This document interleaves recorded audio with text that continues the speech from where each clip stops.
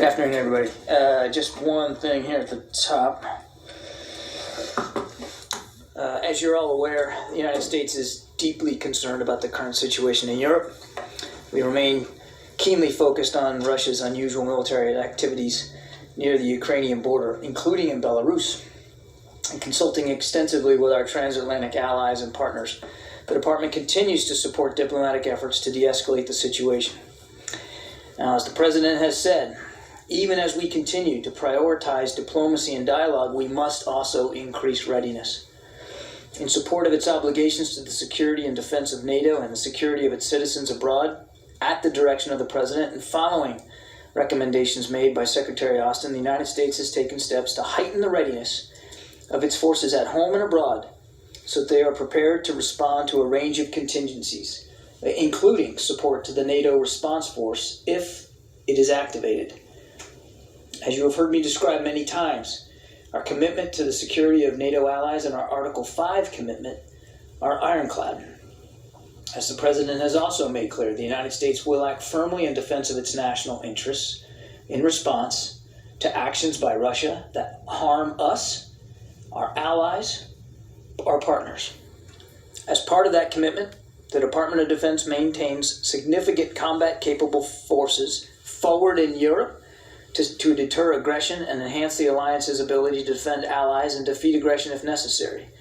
The United States also has a commitment to provide forces to the NATO response force, or otherwise known as the NRF, in the event that NATO should activate that construct. As you may know, the NRF is a multinational force made up of land, air, maritime, and special operations forces, all components that the alliance can deploy on short notice wherever needed.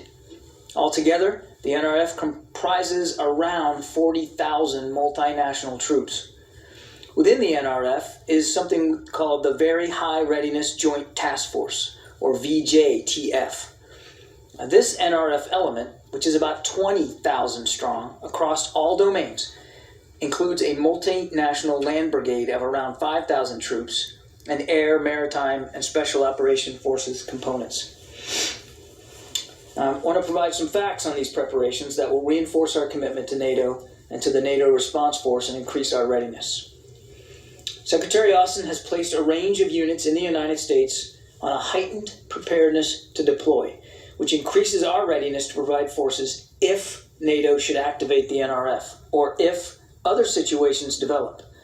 All told, the number of forces that the Secretary has placed on heightened alert comes up to about 8,500 personnel. We'll continue to provide updates in coming days about these decisions, but specifically this will ensure that the United States and our commitment to the NRF is consistent with their readiness for rapid deployment, again, if activated. In the event of NATO's activation of the NRF or a deteriorating security environment, the United States would be in a position to rapidly deploy additional brigade combat teams, logistics, medical, aviation, intelligence, surveillance, and reconnaissance, transportation, and additional capabilities into Europe. Again, I want to reinforce that as of now, the decision has been made to put these units on higher alert and higher alert only. No decisions have been made to deploy any forces from the United States at this time. And when I say heightened alert, in some cases, some of these forces were already on a heightened posture, readiness to deploy posture, and the Secretary decided to make it even more, shorten the tether even more. So in some cases, units would go from, say, 10 days prepared to deploy. Now they're at 5 days. That's not the case for every unit that is being notified that they're on a heightened alert. Some are simply more ready and postured that way than others. The idea, though, is that all of these units that he is putting on prepare to deploy will be ready to go on a shortened time frame. Again, no final decision has been made to deploy them.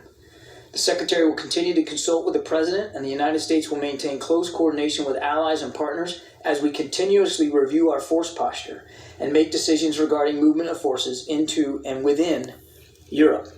As always, We will remain in close coordination with allies and partners, as well as NATO and other multilateral organizations, as we continue to review our force posture, as we make decisions regarding potential movements of forces into Europe, and as we review the disposition of U.S. forces on the continent.